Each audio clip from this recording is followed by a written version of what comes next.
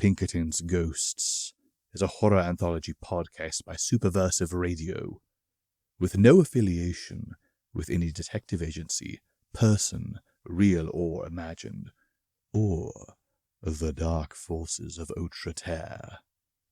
It is not intended for children.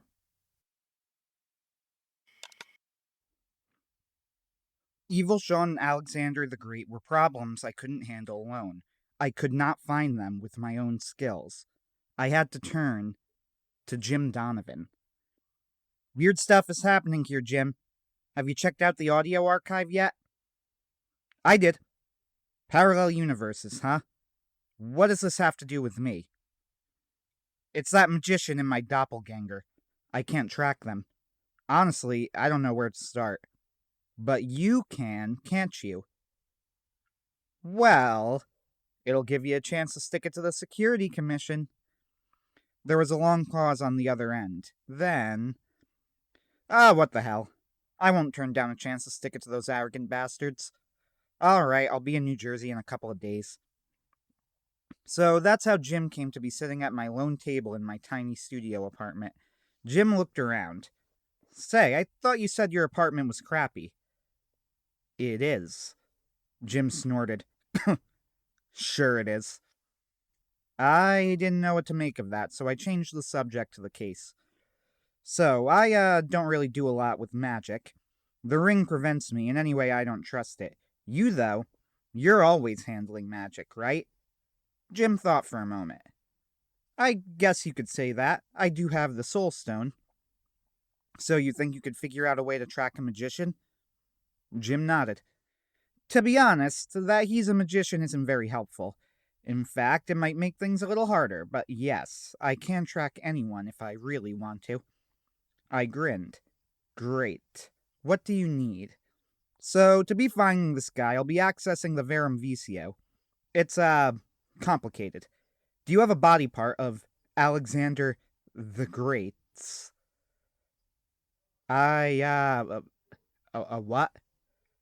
Jim rolled his eyes. A lock of his hair works fine. A part of him. Why would I have a lock of this guy's hair? Jim sighed. It was a bit of a long shot, I admit. It's fine. Next I need some item that belongs to him, if you have it. Something he uses, not a fast food wrapper. Doesn't make it quite as easy on me, but it'll work. I blinked. I don't have that either. Didn't you say he threw, like, confetti or something on you? You don't have anything like that. It's a part of his act. It should work. Afraid not. You'll have to excuse me for not thinking confetti was useful for tracking. Jim rolled his eyes. You're not making this easy on me, you know. Okay, we may have to take a bit of a trip. You first met this guy on the Jersey Shore, right? He commandeered an abandoned funhouse or something. Maybe we can investigate there. I sat deep in thought. Was that really the answer? I couldn't imagine I'd be so careless as to leave something behind there. This was ridiculous. I didn't even care about Alexander the Great. It was Evil Sean I was really after.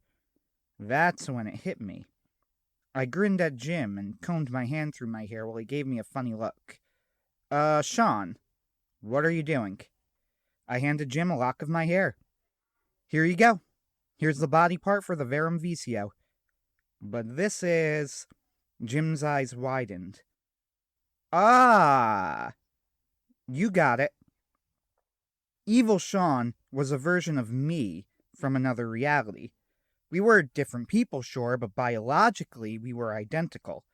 A piece of my DNA should be able to track not only me, but my doppelgangers as well. Jim held up the hair. This should work, Sean. Good thinking. Now what? Now I get to work. Get back a few feet, on the other end of the room. Good. Let's see what I can do. Jim sat back and closed his eyes while I stood there awkwardly. What are you doing?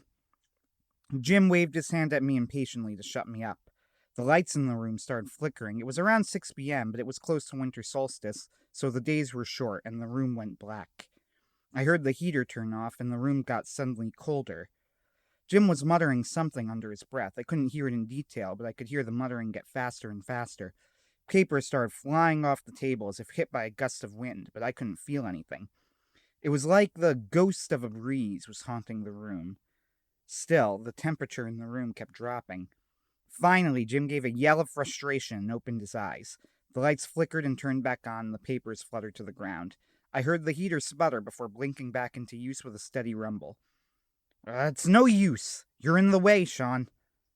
What do you mean by that? It's like... How do I explain this? I can tell there are other people who also have this hair, right? They definitely are there. I can see the threads of reality leading there.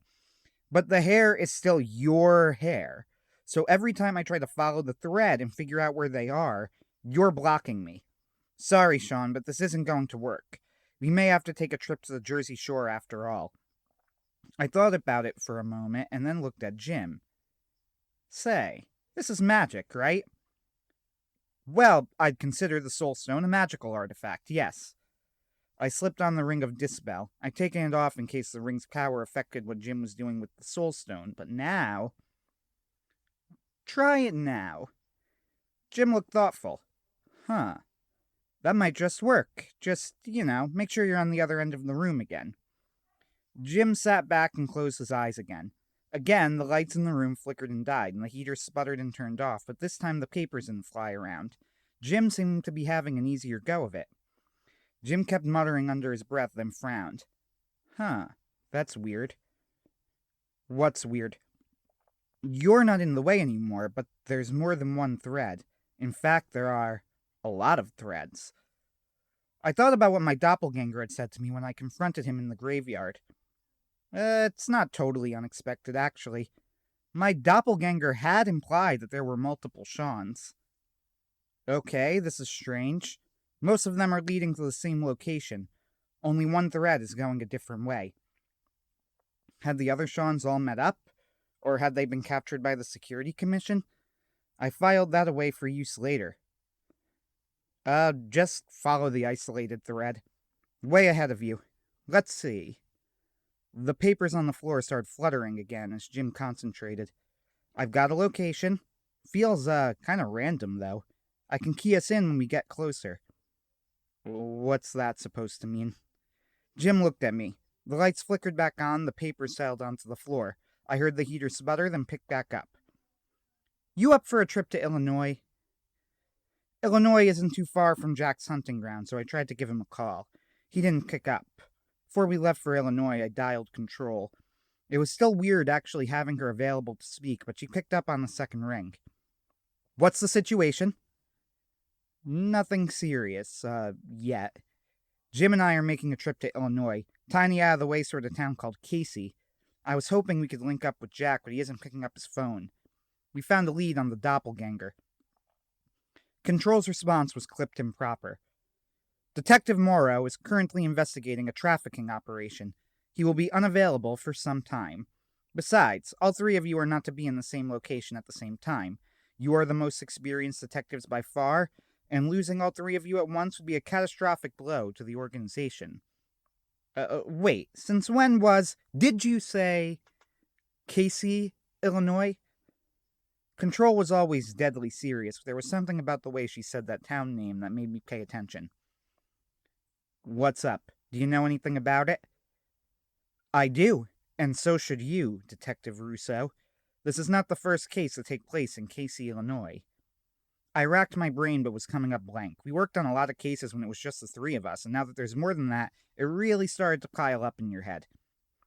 I don't follow. I'm disappointed in you, Detective.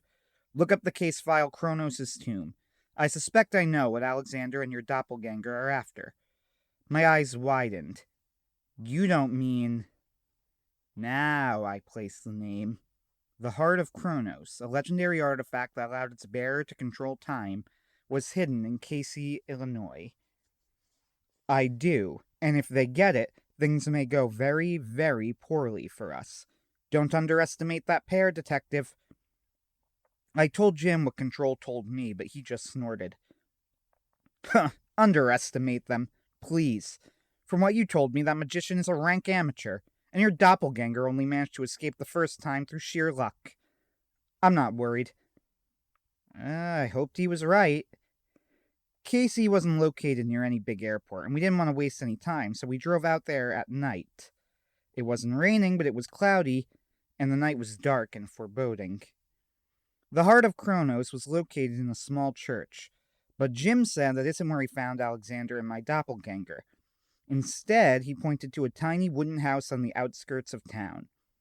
We asked a few locals about it, but all of them said it had been abandoned years ago. But Jim was sure of it. I don't know, Jim. It makes sense that they're in town, but why here? Jim was grim-faced. You'll see. I think you're going to be surprised. Jim led me around to the back of the house. It had a large yard with brown patchy grass and a lone tree, looming over the whole yard ominously. Sitting next to a back window was an old-fashioned cellar entrance. You know the type, 2 metal doors and a latch. I looked at Jim. This it? Sean, I'm going to throw a theory at you here based on what I was able to glean through the Soul Stone. Tunneling. Tunneling? Hear me out. Heart of Kronos is in that tiny church, right? The church holds a pocket dimension, and that holds the Heart of Kronos. Yeah? That church is about a quarter mile from this house. There aren't any empty buildings any closer, and none with cellars. I think they picked this house because they're going to try and tunnel into the church. They can't go in normally because it's watched pretty closely by clockwork cognomen. It's absolutely chock full of weird lines. They'll know the date and hour that someone breaks in if they're watching the right places. But they aren't watching underground. I thought about it. That seems far-fetched. Does it? I don't really get all of this multiverse stuff either, but time and space are connected, and the Heart of Kronos is really powerful. Your doppelganger could be doing anything, but if you want to jump through dimensions back home, or knowing you, jump through time to get rich. And really, I could think of a dozen reasons off the top of my head some 2-bit magician would find it useful. I ignored his jab at my business acumen. Not what I mean. Tunneling? Really? The direct approach is watched carefully. I don't see why not. And there has to be a reason nobody's seen them there. Okay, I thought for a moment.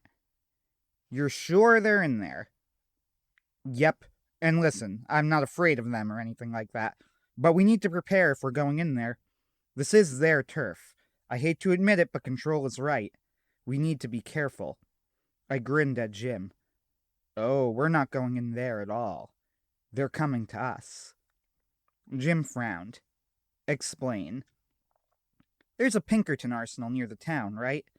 I told Jim what I had in mind, and he grinned. Now, that just might work.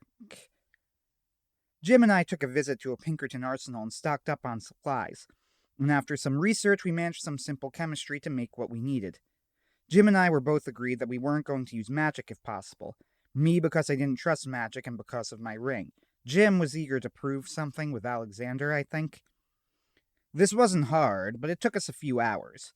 We first showed up at the house around 6 p.m., but we got back there around midnight. It was getting cold and windy. Jim and I stood there shivering. The preparations were done. I pulled out a walkie and spoke to Jim. He was watching from an upper window of a nearby house. It had one of those don't deliver mail signs. We really were in small-town America. It was a pity to take advantage of it. Preparations are done? Yep. I can't guarantee they didn't figure out something I couldn't detect, but their defensive spells are down. No zombies popping up this time around, and no... Jim snorted as if he was offended. Trick mirrors. Amateur hour.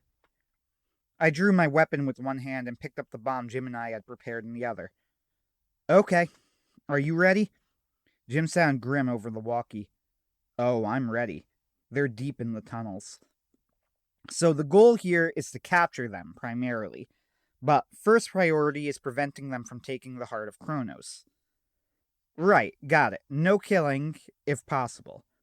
I pulled open the cellar doors. Let's do this. I lit the fuse on bomb number 1, threw it down as far as I could, then bomb 2 and bomb 3. There was a pause and a muted explosion, followed by another, then another. I waited, and in less than a minute, smoke came floating out of the cellar door. Pulled out my walkie and tapped its talk button 3 times. They were smoke bombs, of course. Obviously, we weren't going to throw actual bombs into a tunnel. That could collapse it, and we were hoping to get these guys alive to give to the Security Commission as Christmas presents. But smoke bombs? Ah, now there's an idea. We would smoke 'em out. We had this plan to a T. I waited, hands on my pistol, pointed at the now closed cellar doors. Seconds ticked by, but I didn't move an inch, gun cocked, prepared for the moment our targets tried to bust out. Well, the doors burst open all right, but nobody stuck their heads out. Instead, it was dozens of white doves that flew through the doors, throwing them open with an almost explosive force. I was forced to throw myself onto the ground as the doves flew at my face. I need to take safety goggles on missions from now on. By the time I raised my head, Alexander and the doppelganger were standing there. Alexander stepped forward, clapping slowly. Bravo! Bravissimo! A brilliant idea, and it worked. As you could see, we're both out. Your plan worked, but, really, isn't it a little embarrassing? It appears we managed to get the jump on you. And it was true. My doppelganger hadn't spoken, but he had his gun pointed in my direction. I stood up slowly and raised my hands in the air, then slowly curled my left hand into a fist. My doppelganger had started walking forward, then paused. Wait. I had to admire his reflexes. He tackled Alexander to the ground just as a tranq dart whizzed by his head from Jim above. Tranq darts are used a lot in movies, but truthfully they're not the most reliable in the field. Use too little in the dart and they take too long to work. Use too much and you kill your target anyway. But we didn't want to kill these guys, and this was pretty much our best option. I picked up my gun and scrambled to my feet. My doppelganger was already up, but his gun wasn't pointed at me. I had the advantage. Alexander was still on the ground. My doppelganger's hands were up, the gun pointing to the sky, but his eye retained his blank look. There's another Paranormal Pinkerton in that house. You handle him. I'll take the greenhorn here, said the doppelganger. Alexander twisted with a flourish and disappeared into his cloak. It ate itself like water going into a drain. I had no idea where he went, but I didn't care. The doppelganger and I circled each other. He must have known I wouldn't kill him, at least as long as he didn't try to kill me. I laughed mirthlessly at him. Greenhorn, huh? How old are you anyway? Older than you think. I've seen things, done things. You can't even imagine, my young friend. You have no idea. Neither of us dared to blink as we faced off. Above us, I heard shattering glass, shouts, and a gunshot. Multicolored light shone out of the window, and I might have heard some sort of music. Another moment, both of us were tugged towards the house by some invisible force. I ignored it as much as I could. I trusted Jim. He could handle himself. Well, maybe you're right. I'm not like you. Why did you kill that man? I had no choice, not that you would understand. He was a necessary sacrifice. Don't try and sell that greater good crap on me. It won't work. And that's why you'll lose. You won't make the sacrifices I will, detective. And the heart of Kronos? Even you should understand this. I'm trying to get home, and I'm not going to let you stop me. We're finishing this tunnel, and we're getting the heart. With a quick motion, he pointed his gun upward. There was a bang, then a crack. I crouched under the lone tree in the yard, a large dead oak standing there alone like a night watchman. A thick branch on the tree fell and narrowly missed nailing me in the head. Instead, it clipped me in the shoulder and I fell to the ground. The branch was heavy enough to keep me from pointing at him. Doppelganger walked over to me calmly as I dug my hand free through my pocket. Time to use the nuclear option. My doppelganger was standing a few feet away now, gun in hand. Goodbye, greenhorn. I desperately jammed my finger on the trigger I pulled out of my pocket. My doppelganger looked confused, then his eyes widened in recognition, but it was too late. At that moment, an explosion went off in the background, followed by another, then another. My doppelganger turned. What did you do?